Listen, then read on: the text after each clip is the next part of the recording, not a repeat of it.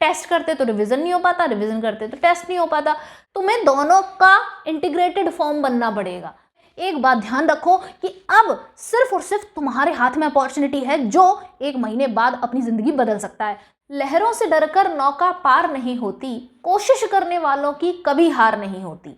डुबकियां सिंधु में गोताखोर लगाता है, जा जाकर खाली हाथ लौट कर आता है। मिलते नहीं सहज ही मोती गहरे पानी में, बढ़ता दुगना उत्साह इसी हैरानी में। मुट्ठी उसकी खाली हर बार नहीं होती, कोशिश करने वालों की कभी हार नहीं होती। असफलता एक चुनौती है, इसे स्वीकार करो। क्या कमी रह गई देखो और सुधार करो। जब तक न सफल हो नींद चैन को त्यागो तुम, संघर्ष का मैदान छोड़कर मत भागो तुम। कुछ किए बिना ही जय जयकार नहीं होती, और कोशिश करने वालों की कभी हार नहीं होती। मैं जानती हूँ कि ये जो टाइम अभी चल रहा है ये सबसे ज़्यादा कन्फ्यूज़न का टाइम है। मैंने भी खुद ये फील किया है, मैंने भी कई सारे अटेम्प्ट्स दिए हैं और मैंने ये देखा है कि एग्ज़ाम से पहले आता ही है ये टाइम। तुम कभी भी चाहे कितनी भी अच्छी तुम्हारी प्रिपरेशन हो, लेकिन एग्ज़ाम से पहले का ये जो 1 महीना है इसमें अनसर्टेनिटी, डर, कन्फ्यूज़न ये सब आता ही आता है। और जो इनको क्रॉस करके निकल जाता है वही जीत जाता है, जो इनसे रुक जाता है वो कभी नहीं जीतता। ये हमेशा ध्यान रखना, तुम उसी दिन सेलेक्ट हो जाओगे जिस बार तुम इसे क्रॉस करके निकल जाओगे। अब इस वीडियो को आगे सिर्फ वही बच्चे देखें जो अब इस बचे हुए टाइम पर प्रॉपर पूरी मेहनत करने के लिए तैयार हो, पूरे दिन में 15 घंटे तो मिनिमम पढ़ने को तैयार हो। जो नहीं पढ़ सकते इतना प्लीज़ छोड़ दो, क्योंकि अगर तुम इस टाइम पर इतना नहीं पढ़ोगे तो फिर तुम भूल जाओ सिलेक्शन, ये बात तो पक्की है। अभी तुम अगर पढ़ना बंद कर दोगे तो क्या होगा, मार्क्स तो बढ़ेंगे नहीं ना, मार्क्स तो गिरेंगे और फिर रोना एग्जाम के बाद। अब देखो, मैंने कुछ टाइम पहले एक रिवीजन प्लान शेयर किया था जिसमें मैंने बताया था कि अब नीट के एग्जाम तक हम 5 बार रिवीजन कर लेंगे, और रिवीजन प्लान के अकॉर्डिंग चल भी रहा है। मैं डेली टारगेट्स भी देती हूँ, लेकिन कई सारे बच्चे ऐसे हैं जो पूरे पूरे दिन भर रिवीजन ही कर रहे हैं, और कुछ बच्चे ऐसे हैं जो सिर्फ टेस्ट करते हैं। टेस्ट करते तो रिवीजन नहीं हो पाता, रिवीजन करते तो टेस्ट नहीं हो पाता। तो देखो, अगर तुम सिर्फ रिवीजन करोगे तो भी बेकार है, अगर तुम सिर्फ टेस्ट करोगे तो भी बेकार है। तुम्हें दोनों का इंटीग्रेटेड फॉर्म बनना पड़ेगा, तुम्हें दोनों ही मैनेज करने पड़ेंगे, तब जाके तुम्हारा रिजल्ट अच्छा आएगा। अब वो टाइम कैसे मैनेज होगा, किस तरह से तुम रिवीजन, टेस्ट और कहीं ना कहीं जो थोड़ा बहुत सिलेबस अधूरा है वो कैसे मैनेज करोगे, वो मैं बताऊंगी अब आगे। इसमें हमारी मेन फोकस होना चाहिए सिलेबस, रिवीजन और टेस्ट। ये 3 पार्ट हैं, इन्हीं पर हमें ध्यान देना है, ठीक है। अब देखो, 2 तरीके के बच्चे, जिनका सिलेबस कंप्लीट है और जिनका सिलेबस नहीं है कंप्लीट। तो जिनका सिलेबस कंप्लीट है, नोट्स तैयार हैं, तो ऑब्वियसली उन्हें कोई टेंशन लेने वाली बात नहीं है, वो आराम से रिवीजन और टेस्ट कर सकते हैं। फिर जिन बच्चों का सिलेबस कंप्लीट नहीं है तो वो क्या करेंगे, तो जो चैप्टर इंपॉर्टेंट है, यानी कि जिनसे ज़्यादा क्वेश्चन आए हुए हैं और ईजी हैं, वो चैप्टर्स तुम्हें कर लेने हैं। इसकी मैं एक सेपरेट वीडियो बना दूंगी जिसमें मैं फिजिक्स, केमिस्ट्री, बायोलॉजी के एक इंपॉर्टेंट चैप्टर्स की लिस्ट दे दूंगी तुम्हें, ठीक है, नेक्स्ट में। अब उसके बाद क्या होगा, इससे होगा क्या, इससे ये है कि अगर कोई भी क्वेश्चन जो इन चैप्टर से आसान आता होगा तो वो तुम्हारा छूटेगा नहीं, ठीक है। अब रही बात रिवीजन की, तो रिवीजन जो तुम्हें है वो डेली करना है, रिवीजन तो डेली ही करना है, ठीक है। कैसे करना है, मेरा रिवीजन प्लान जो मैं फॉलो करवा रही हूँ उसके अकॉर्डिंग करना है। फिर उसके बाद आता है टेस्ट। टेस्ट क्या करना है, अगर तुम्हारे मार्क्स जो है वो 350 से 500 के बीच में ऐसे आ रहे हैं तो तुम्हें टेस्ट जो है वो अल्टरनेट डेज पे करना है, ठीक है। और अगर तुम्हारे मार्क्स जो हैं वो 500 से लेके 580 तक आ रहे हैं तो तुम्हें डेली टेस्ट करना है। अब तुम कहोगे कि अरे दीदी, मार्क्स भी ज़्यादा आ रहे हैं तो डेली टेस्ट बता रही हो, कम एक तो मार्क्स आ रहे हैं ऊपर से टेस्ट भी कम बता रही हो, तो तुम्हें अजीब लग रहा होगा ना। तो देखो, एक बात बताऊँ मैं तुम्हें, तुम्हारे मार्क्स कम आ रहे हैं तो तुम्हें इस चीज़ का रीज़न तुम्हें पता है क्यों आ रहे हैं, कहीं ना कहीं तुम्हारे कुछ चैप्टर्स कंप्लीट नहीं होंगे, मतलब यानी कि सिलेबस कंप्लीट नहीं होगा।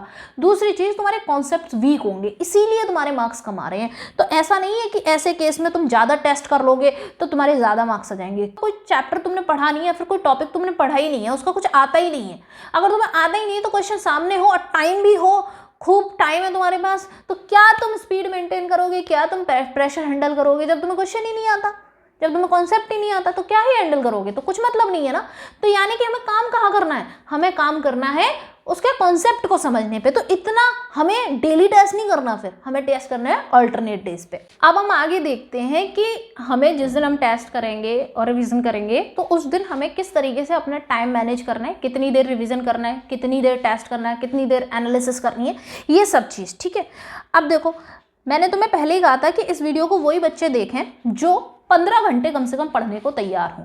तो 15 घंटे में देखो, जैसे कि अब जो टेस्ट का टाइमिंग होती है वो लगभग 3.5 घंटे का टेस्ट होता है, तो मैंने 4 घंटे मान लिए कि तुम्हें 4 घंटे तो तुम्हारे टेस्ट देने में जाएंगे ही जाएंगे। ठीक है, फिर उसके बाद तुम 3 घंटे उस टेस्ट की एनालिसिस करोगे। अब जिन बच्चों के मार्क्स अच्छे आ रहे हैं, जैसे 550, 580 ऐसे मार्क्स आ रहे हैं, 500 तक मार्क्स आ रहे हैं, तो उन बच्चों के ज़्यादा क्वेश्चन गलत नहीं जाते होंगे और ज़्यादा ही क्वेश्चन उनको छोड़ने नहीं पड़ते होंगे। तो जब कम क्वेश्चन छोड़े हैं, क्योंकि हम टेस्ट एनालिसिस में करते क्या, जो क्वेश्चन छोड़े हैं और जो क्वेश्चन गलत गए उनको चेक करते हैं, उनको दोबारा सॉल्व करते हैं। तो अगर ऐसे बच्चों के कम जाते होंगे तो इनकी टेस्ट एनालिसिस जल्दी हो जाएगी। तो ये लोग, इसीलिए मैंने कहा था कि ये लोग एक ही दिन में अपनी टेस्ट एनालिसिस भी कर लेंगे और एक ही दिन में टेस्ट भी कर लेंगे। लेकिन जिन बच्चों के क्वेश्चंस ज़्यादा गलत जा रहे हैं या फिर छोड़ने ज़्यादा पड़ रहे हैं, तभी तो मार्क्स कम आ रहे हैं, तो ऐसे बच्चों को एनालिसिस में बहुत ज़्यादा टाइम लगेगा। इसीलिए इन्हें अल्टरनेट डेज दिए गए थे मैंने कि अगर जो 4 और 3 7 आवर्स जो है ना, ये 7 आवर्स हैं, तो एक दिन जैसे मैंने कहा कि आज का दिन है, आज तुमने टेस्ट अटेम्प्ट करा, ठीक है, तो आज 4 घंटे तुमने टेस्ट अटेम्प्ट कर लिया, फिर 3 घंटे उसकी एनालिसिस की, 3 घंटे दिए, फिर अगले दिन 7 घंटे तुम्हें पूरे मिल रहे हैं उसकी एनालिसिस करने के लिए। एनालिसिस किस तरह करनी है वो मैं एक सेपरेट वीडियो बनाऊंगी, उसमें बता दूंगी। लेकिन एनालिसिस में ये ध्यान रखना होता है हमें कि जो हमारे गलत गए हैं क्वेश्चन और जो हमने छोड़े हैं उनके टॉपिक क्या हैं, उन टॉपिक को दोबारा जाके अपने नोट से पढ़ना, ये इस तरीके से हमें करनी होती है। ठीक है, इन शॉर्ट, और उस टॉपिक पे बेस जो भी थ्योरी लिखी है, जो भी क्वेश्चंस हों वो थोड़े बहुत देख लेना। इस तरीके से हमें अपनी एनालिसिस करनी है ताकि वो टॉपिक मजबूत हो जाए। ठीक है, तो अल्टीमेटली तुम्हें एनालिसिस के लिए कितने दिन मिल रहे हैं, जिन बच्चों के कम मार्क्स आते हैं उनकी बता रही हूँ, 3 घंटे ये, और अगले नेक्स्ट डे के 7 आवर्स, तो यानी कि 10 घंटे तुम एक एनालिसिस को दे रहे हो। और ये कुछ भी बुरा नहीं है, ये मैं बोल रही हूँ तुम्हें, ठीक है, ये बिल्कुल बुरा नहीं है, तुम्हें टाइम देना चाहिए, इससे तुम मजबूत कर रहे हो, ताकि इन 10 घंटों में टॉपिक इतना मजबूत कर लो कि अगली बार उससे दोबारा क्वेश्चन गलत ना हो। दूसरी चीज़ कि टेस्ट सारे फुल सिलेबस ही करने। अब पार्ट टेस्ट छोड़ो, फुल सिलेबस टेस्ट करने का ही टाइम है। फुल सिलेबस से फ़ायदा ये होता है कि सपोज करो, फुल सिलेबस में क्या होता है कि तुम देखो आज भी फुल सिलेबस आना है, अगले दिन भी फुल सिलेबस आना है, तो आज के टेस्ट में जो गलतियां हुई उनकी एनालिसिस कर ली तुमने, उन गलतियों को सुधार लिया, उन गलतियों को मजबूत कर लिया, तो अगले टेस्ट में बाई चांस उन गलतियों पे बेस्ड कोई क्वेश्चन आया तो वो अगली बार गलत नहीं होगा। तो इस तरह से फुल सिलेबस टेस्ट में हर बार थोड़े धीरे धीरे करके मार्क्स बढ़ते हैं। ठीक है, नेक्स्ट अब आती है रिवीजन की बारी। तो रिवीजन जो हमें करना है वो हमें करना है 8 घंटे। 8 घंटे कैसे, 2 घंटे बायोलॉजी को देने, 3 घंटे फिजिक्स को देने और 3 घंटे केमिस्ट्री को देने हैं। ठीक है, इस तरीके से तुम्हें रिवीजन करना है। तो हम पहले देखते हैं कि बायोलॉजी का रिवीजन कैसे करना है। तो बायोलॉजी के रिवीजन में तुम क्या करोगे, बायोलॉजी के रिवीजन में तुम्हें क्या करना है, सबसे पहले जो मेरा रिवीजन प्लान चल रहा है, ठीक है, मैं अपने टेलीग्राम चैनल पे भी डेली टारगेट शेयर करती हूँ, यूट्यूब कम्युनिटी पोस्ट में भी डालती हूँ, वहाँ से देख सकते हो। हाँ, 10-11 दिन निकल चुके हैं, कोई बात नहीं है, मेरे रिवीजन प्लान में हम 5 बार रिवीजन कर रहे हैं। ठीक है, अभी पहला रिवीजन चल रहा है तो कोई बात नहीं है, फर्स्ट रिवीजन के जो निकल गए हैं टॉपिक वो आगे भी कवर हो जाएंगे। ठीक है, और जो बच्चे फॉलो कर रहे हैं उनका तो ठीक ही है। ठीक है, तो रिवीजन प्लान को फॉलो करना है, उससे फ़ायदा क्या होगा, उससे तुम्हें वो टॉपिक मिल जाएगा उस दिन में जो टॉपिक मिलना है तुम्हें। तो ठीक है, get the topic of the day, मतलब आज के दिन में तुम्हें क्या टॉपिक पढ़ना है वो मेरे रिवीजन प्लान से मिल जाएगा। ठीक है, टेलीग्राम चैनल से। अब उसके बाद तुम्हें क्या करना है, तुम्हें चैप्टर मिल गया, जैसे कि मैंने कहा कि भाई आज मैंने चैप्टर दे दिया कि principle of inheritance and variation. ठीक है, आज का टॉपिक है। फिर क्या करोगे तुम, कुछ नहीं करना, तुम जाओगे उस चैप्टर के क्वेश्चन सॉल्व करने। अब तुम कहोगे अरे दीदी पहले हम पढ़ तो लें तब जाके क्वेश्चन करेंगे। माय डियर, तुम्हें नहीं पढ़ना, तुम ब्लैंक नहीं हो, तुम जीरो नहीं हो, ये समझो। तुम्हें ऐसा नहीं है कि कुछ नहीं आता, तुम्हें आती हैं चीज़ें। अब तुम्हें पता ये करना है तुम्हें क्या आता है क्या नहीं आता। ठीक है ना, तुम्हारे सबकॉन्शियस माइंड में क्या है ये कैसे पता चलेगा, तुम पहले जाके क्वेश्चन लगाओ। अब क्या करना है, मैंने तुम्हें बता दिया तुम्हारा चैप्टर क्या है, principle of inheritance and variation, ये चैप्टर है, और तुम्हें इसके क्वेश्चन लगाओ, सीधे पहुंच जाओ क्वेश्चन लगाने। डरो मत, 30 क्वेश्चन हैं, 30 में से अगर 20 भी गलत जाते हैं तो कोई बात नहीं है, डरने की जरूरत नहीं है। ठीक है, अब क्वेश्चन करोगे कैसे, जैसे कि तुम किसी को भी फॉलो कर सकते हो। बाकी अल्टरनेट ऑप्शन एक ये भी है कि मेडिको समीक्षा एप्लीकेशन है मेरा, उस पर टेस्ट सीरीज अवेलेबल है, ठीक है। उस टेस्ट सीरीज में क्या है, 18 फुल सिलेबस मॉक टेस्ट हैं और चैप्टर वाइज टेस्ट दिए हुए हैं, 3 टेस्ट हैं हर चैप्टर के, ठीक है। और एक टेस्ट में 25 से 30 क्वेश्चन होते हैं, तो ऐसा बड़ा टेस्ट भी नहीं है। 30 क्वेश्चन है, 30 मिनट का टाइमर चलेगा, उतनी देर में हो जाएंगे क्वेश्चन। बायोलॉजी के क्वेश्चन तो और जल्दी हो जाते हैं, तो इसीलिए एक टेस्ट को तुम लगभग 30 से 40 मिनट दोगे। तो मैं हर काम के लिए मैंने टाइम भी लिख रखा है, ठीक है। तो मैंने ये 30 से 40 मिनट तो ज़्यादा लिख दिया है, 30 से 40 मिनट। मैंने कहा ना एक चैप्टर के 3 टेस्ट है, तो तुम 2 टेस्ट कर सकते हो, ठीक है। अब इससे क्या होगा, तुमने टेस्ट अटेम्प्ट कर लिया, क्वेश्चन भी तुम्हारे गलत गए खूब। अब क्या करोगे, तुम क्या करोगे, जो क्वेश्चन गलत गए हैं, ठीक है, और जो क्वेश्चन तुमने छोड़े हैं उनका टॉपिक नोट करोगे। एक सेपरेट छोटी सी 10 रुपये की कॉपी बना लेना उसमें, ठीक है, उसमें उसका टॉपिक नोट करोगे। जैसे कि मान लेते प्रिंसिपल ऑफ इनहेरिटेंस वाले में मान लेते हैं कि किसी भी पर्टिकुलर टॉपिक का क्वेश्चन गलत चला गया, तुम उस टॉपिक का नाम लिख लो, ठीक है। जैसे कि मैं अगर कहूँ कि तुम्हारा लॉ ऑफ डोमिनेंस से रिलेटेड क्वेश्चन गलत चला गया, तो लॉ ऑफ डोमिनेंस लिख लो, बस इस तरह से।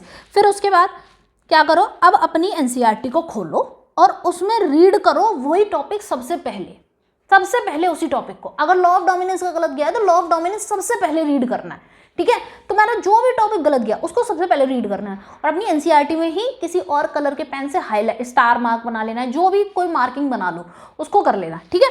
इससे क्या होगा, क्यों मैं कह रही हूँ ये बात, ये इसलिए कह रही हूँ क्योंकि एक बात समझो, अगर तुम पहले ही बायो की एनसीईआरटी पढ़ने जाते, तुम्हें चैप्टर का नाम मैंने दे दिया था, ठीक है, तुमने यहाँ तक फॉलो किया, तुम पहले जाके एनसीईआरटी पढ़ते तो तुम क्या करते, तुम हमेशा शुरू से शुरू करते। उससे क्या होता कि अक्सर क्या होता है कि हर चैप्टर के जो आखिरी वाले टॉपिक्स होते हैं वो हमारे वीक होते हैं। क्यों, हम शुरू से तो पढ़ते हैं, तो शुरू वाला तो हमें आता होता है, और आखिरी तक पहुंचते पहुंचते हमारी एनर्जी डाउन होने लगती है, तो उतनी अच्छे तरीके से हमारे ब्रेन में ग्रैस्प नहीं हो पाता। तो ये टेस्ट पहले करने से तुम्हें ये पता चल जाएगा इस चैप्टर का क्या क्या वीक टॉपिक है, तो तुम वीक टॉपिक पहले पढ़ लोगे क्योंकि तुम्हारे अंदर एनर्जी ज़्यादा है, उससे पहले पढ़ लोगे। तो फिर इस तरह से तुम क्या कर रहे हो, अपने वीक पे पहले काम कर ले रहे हो, और फिर बाकी का जो रिमेनिंग पार्ट है वो तो पढ़ना है तुम्हें, है ना, ठीक है। उसके बाद ये काम करने में तुम्हें लगभग 60 मिनट पता है मैं बहुत दे रही हूँ, जबकि अभी रिवीजन 1 चल रहा है। रिवीजन 1 में तुम्हें अक्सर एक चैप्टर देती हूँ एक दिन में बायोलॉजी में, है ना, और बायोलॉजी का एक चैप्टर तो बहुत जल्दी रीड हो जाता है ना, बहुत टाइम भी नहीं लगता है बिल्कुल भी। फिर भी मैंने 60 मिनट बहुत ज़्यादा दिया है, तो ये 60 मिनट दे दिया है। जिन बच्चों के पिछले छूट रखे हैं वो पिछले वाले कवर कर लें, ठीक है। सारा कुछ टाइमर लगा के करना है, ये ध्यान रखना। ये टाइमर लिखे, ये टाइम क्यों लिखे हैं मैंने, ताकि तुम टाइमर लगा के करो। यहाँ से टाइम बच जाए तो यहाँ लगा दो। PYQs करने, अब PYQs के लिए मैंने 30 मिनट दिए हैं, 30 मिनट दिए हैं, तो मतलब 30 मिनट का टाइमर लगा लेना, और टाइमर लगा के 30 मिनट चैप्टर वाइज ही करो, ठीक है। 30 मिनट में तुम्हारे जितने क्वेश्चन हो पा रहे हैं उतने ही करो। 10 हो रहे हैं 10 काफ़ी हैं, 20 हो रहे हैं 20 काफ़ी हैं। अब कहोगे तुम कि नहीं दीदी अभी बच्चे तो हैं, कोई बात नहीं है, रिवीजन 2 है, रिवीजन 3 है, रिवीजन 4 है, उसमें कर लेंगे, ठीक है। रिवीजन 3 तक हमारे कंप्लीट हो जाएंगे वैसे भी, ठीक है। तो 30 मिनट का टाइमर लगा के करना है, ठीक है। वैसे बायो के तो 30 मिनट में ज़्यादा ही क्वेश्चन हो जाते हैं। फिजिक्स केमिस्ट्री का देखते हैं अब, ठीक है। फिजिक्स केमिस्ट्री के रिवीजन के लिए तुम्हें एक ही चीज़ फॉलो करनी है। क्या करना है, सबसे पहली बात मेरा रिवीजन प्लान फॉलो करना है। उससे क्या होगा, तुम्हें topic of the day meal जाएगा।